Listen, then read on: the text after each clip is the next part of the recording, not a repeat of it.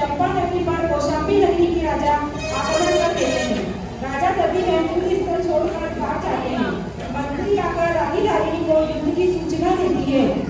महारानी महारानी, अनर्थ हो गया। ऐसा क्या अनर्थ हो गया? हम युद्ध हार गए। दुश्मन सैनिकों ने पूरी प्रजा में हाहाकार मचा दी। राजा भी पलायन करके चले गए हैं। हमें अपनी जान की रक्षा स्वयं करनी होगी। हमें भागना होगा बाबूजी, चलो। रक्षा के लिए जान दे भी सकते हैं और जान दे भी सकते हैं। तेरे हाथों में पड़ने से अच्छा है मैं मौत को गले लगा दूं। पुत्री मुझे माफ करना।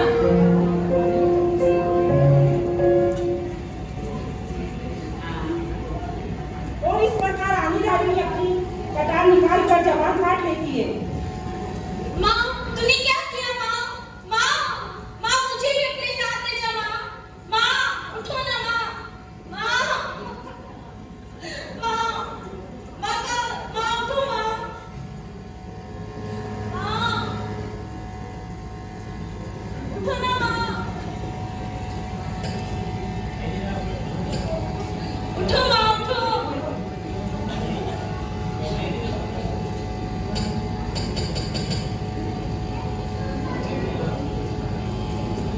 हे प्रभु, मेरे से क्या गलती हो गई? एक निर्दोष स्त्री के पाप का दोष मेरे सर पर चढ़ गया है। मुझे अब इस पुत्री को सहारा देना होगा। हे राजकुमारी वसुमती, आप मेरे साथ मेरे घर चलिए। मैं आपको पुत्री बनाकर रखूंगा। वसुमती जी चलिए। और इस प्रकार वसुमती सेनापति के साथ उसके घर चली जाती है।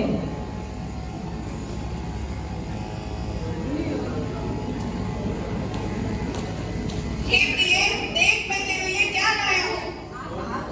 मैं आपकी प्रतीक्षा कर रही थी कि आप आए और मेरे ऊपर लूटे हुए रत्नों से बारिश करे। रत्न रत्न नहीं है, तो क्या है? राजकुमारी आज से ये तुम्हारी सेवा करेगी। सेवा? मैं सब जानती हूँ। मेरी सेवा के बहाने तुम मेरा खाना खाते हो। नहीं प्रिय, तुम गलत समझ रही हो। एक तो मेरी सौंप दिया है, ऊपर से मुझे ही गलत ठहरा रहे हो। खबरदार जो इसे घर में रखा, जाओ इसे बाजार में बेच दो। मुझे धन चाहिए, धन। मेरे लिए स्वर्ण मुद्राएं लेके आइए। स्वर्ण मुद्राएं? ये तो मैंने सोचा ही नहीं। राजकुमारी, तुम हमारे किसी काम की नहीं हो, तो तुम्हें मेरे साथ दास बाजार में बिकने चलना होगा। हे प्रभु, मेरी इस संकट की घड़ी में मेरा सहायता करना। और इस प्रकार सेनापति वसुमती को दास बाजार में बेचने के लिए ले जाकर खड़ा कर देता है।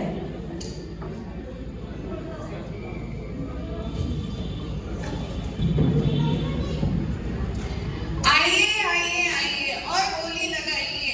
ऊंचे से ऊंचा दाम दीजिए और इसे ले जाइए। बनाइए अपनी दासी। ये है अच्छी सुंदर, करके करेगी सारे काम। लगाइए ऊंचे से ऊंचा दाम।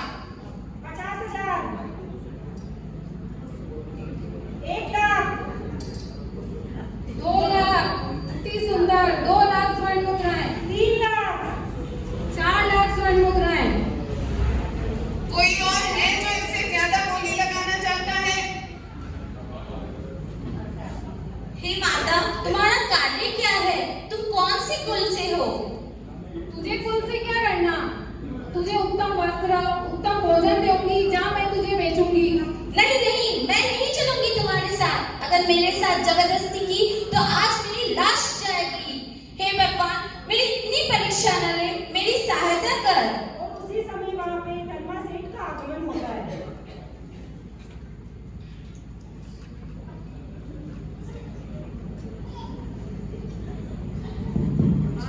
ये स्त्री कौन है?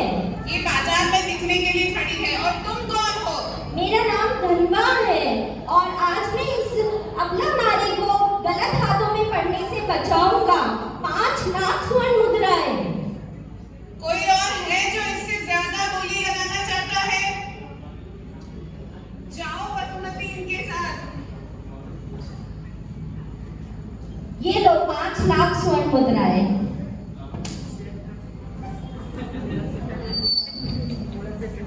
पुत्री, तुम्हारा नाम क्या है? सेठ जी, मैं अपने अतीत को भूलना चाहती हूँ। आप जो नाम देंगे वो मुझे स्वीकार है। पुत्री, तुम्हारे नाम में चंदन सी रहने का भी है। तुम्हारी बातें इतनी सुगंधित है, इतनी अच्छी है कि मैं आज से तुम्हें चंदन वाला नाम देता हूँ। और मित्रों, ये धर्म का समर्पण वे श्रद्धा की ही ताकत थी कि चंदन माला गलत हाथों में नहीं जाते हुए एक धर्मनिष्ठ परिवार में प्रवेश पा जाती है। आइए चलते हैं धर्मा सेठ के घर। प्रिय, मैं तुम्हारे लिए पुत्री लाया हूँ जो तुम्हारे कार्य में तुम्हारा सहयोग करेगी। पुत्री, बहुत अच्छी बात है। खुश रहो बेटी। चलो, तुम थक गई होगी, थोड़ी देर के लिए विश्राम कर लो तुम। तभी पीछे से मुख प्राणियों की आवाजें सुनाई देती है। ये किसकी आवाज है पिताजी? ये मुख प्राणियों की आवाज है जिन्हें कसाई ले जा रहे हैं। इन्हें बचाइए पिताजी। मैं अभी बोलती हूँ कि मैं आदेश देती हूँ कि इन निर्जीव जानों को बचाया जाए। इस तरह अकबर से मुख प्राणियों को बचाने के लिए उचित दाम देने का आदेश देता है। अरे अरे, ये आप क्या कर रहे हैं? आप अपने धन को ऐसे ना लुटाइए। माता, ये तो धन का सदुपयोग है। ये धन, ये लक्ष्मी अगर चली गई तो ये आनंद ऐशो आराम भी चला जाएगा। जरा ध्यान दीजिए, और नहीं भी दे तो मुझे क्या। तुम सही कह रही हो रत्ना।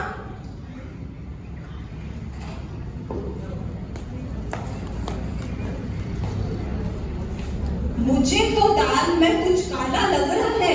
अगर पूरी ही दाल काली है तो मुझे क्या। चंदना, पुत्री चंदना, कहाँ हो तुम चंदना? चंदना, कहाँ हो तुम?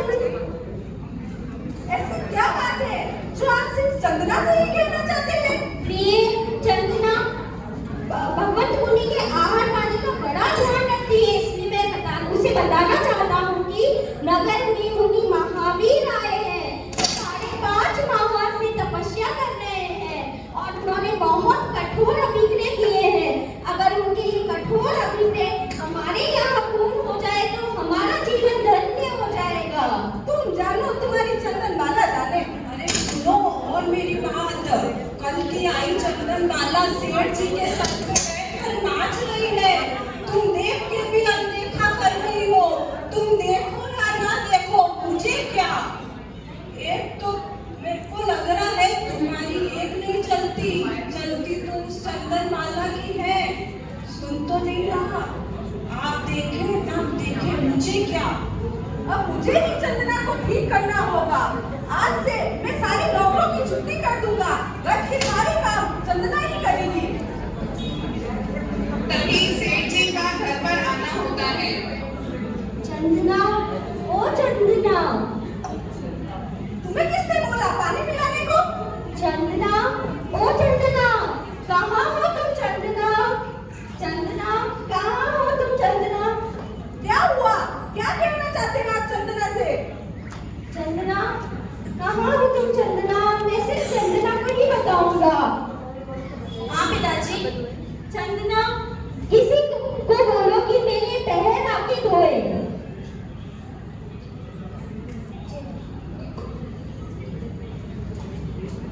पिताजी, अभी कोई नहीं है, मैं ही आपके पैर धो देती हूँ।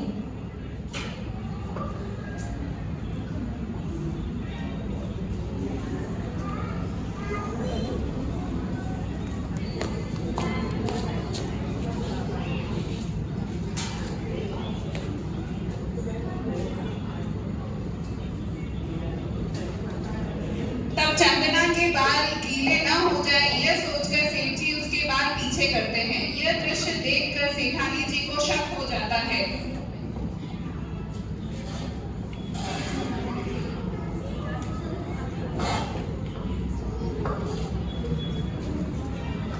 सेठ जी का आगमन। भाग्यवान, मैं 3 दिन के लिए नगर से बाहर जा रहा हूँ। तुम चंदना का ध्यान रखना। आप भी सबको चाहिए। मैं चंदना का बहुत अच्छी तरह से ध्यान रखूंगी। और इस तरह सेठ जी 3 दिन के लिए व्यापार के कार्य से नगर से बाहर जाते हैं। और तब मूला सेठानी चंदना के साथ बुरा व्यवहार करने लगती है। आज मैं तुझे ऐसा दंड दूंगी कि तू जीवन भर याद रखेगी। तेरे क्या हुआ माँ जी? क्या हुआ? मेरी क्या गलती है? तेरी गलती यह है कि तू मेरी जगह लेना चाहती है। नहीं माँ जी, आप गलत सोच रहे हो। नहीं, मैं गलत से नहीं सोच रही हूँ। सेठ जी तो धर्म को ला रहे हैं, लेकिन तो सेठ जी के मन में तुम्हारे प्रति प्रेम उमड़ गया है। तुम्हारे ये नहीं माँ जी, गले बाल है, उसके कारण सेठ जी के मन में गलत भाव आ गए हैं। नहीं माँ जी, आप इस तरह से पिता पुत्री के पवित्र रिश्ते पर कीचड़ मत उछालिए। आज मैं तुझे ऐसा दंड दूंगी, तू की जिंदगी भर याद रखेगी।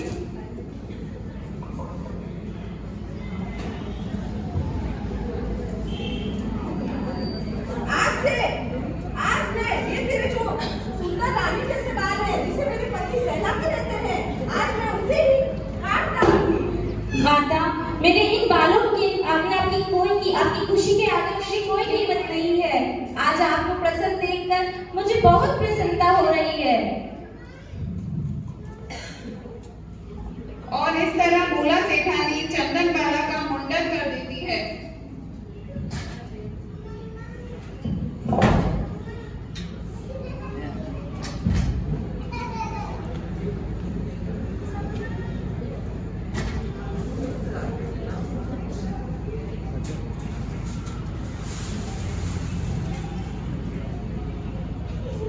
आज मैं तुझे ऐसा दंड दूंगी कि तू जीवन भर याद रखेगी। चल।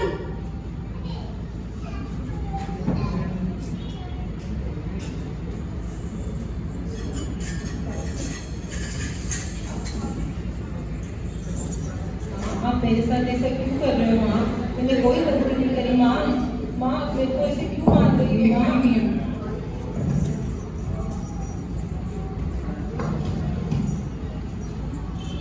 माँ मेरे ऊपर ऐसे अत्याचार मत करो आप माँ। मैं आपकी पुत्री हूँ।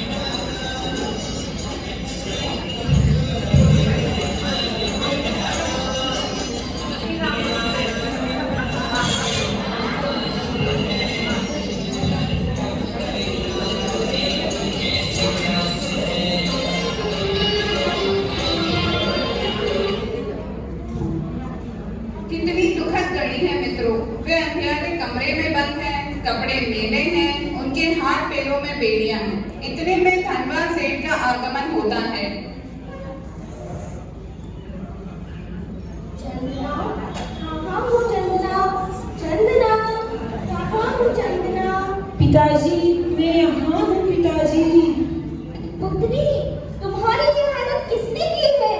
तुम्हारी ये हालत देख के मुझे इतना दुख हो रहा है, मैं क्या बताऊं। इसके लिए तो विधाता भी मुझे माफ नहीं करेंगे। नहीं नहीं पिताजी, आप ऐसा मत बोलिए पिताजी।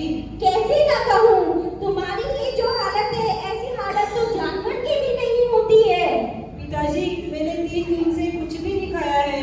मुझे बहुत भूख लग रही है, कुछ खाने के लिए दे दो पिताजी। अच्छा, मैं अभी तुम्हारे लिए भोजन का प्रबंध करता हूँ। इस तरह धनवा सेठ पूरे घर में घूमकर उड़द के बाटले लेकर आते हैं।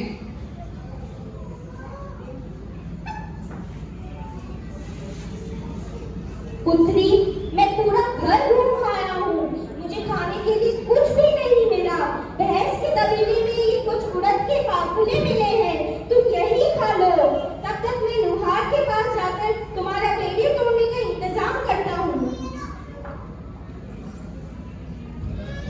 मैंने आज तक भिक्षा दिए बिना भोजन ग्रहण नहीं किया है, तो आज मैं कैसे कर सकती हूँ? कोई मुनिराज आ जाए और मैं उनको भिक्षा देके ये भोजन ग्रहण कर लूँ। इतने में भगवान महावीर स्वामी का आगमन होता है। चंदना जागती है और प्रभु महावीर को देखकर बहुत खुश हो जाती है। और मित्रों, इधर भगवान महावीर 5 माह और 25 दिन के उपवास के अभिग्रह को धारण करके पांडे के लिए विचरण कर रहे हैं। उनके अभिग्रह इस प्रकार थे: राजकुमारी हो, अविवाहित हो, बाजार में बिकी हुई हो, तलकर में बंद हो, सदाचारी हो, मिलन वाली होते हुए भी उनके हाथ पैरों में बेड़ियां हो, सिर मुंडा हुआ हो, 3 दिन की भूखी प्यासी हो, शरीर पर मात्र कच्छ पहना हो, दहलीज पर बैठी हो और एक पैर दहलीज के अंदर और एक पैर दहलीज के बाहर हो, भिक्षा का समय बीत गया हो, हाथ में सुपड़ा हो, सुपड़े में उड़द के बाकुले हो, आंखों में आंसू हो। और इस तरह वो चंदनमाला की ओर बढ़ते हैं। ओहो प्रभु, आप आ गए। मित्रों, अभिग्रह तो पूरे हो रहे थे, किंतु एक अभिग्रह अभी भी पूरा नहीं हुआ था और वो था आंखों में आंसू का ना होना। और आंसू न देखकर प्रभु महावीर लौट जाते हैं। चंदनमाला व्याकुल हो जाती है और फिर आते हैं अपने आराध्य को जाते देख चंदनमाला की आंखों में आप वापस लौट आइए। प्रभु, आप क्यों लौट गए?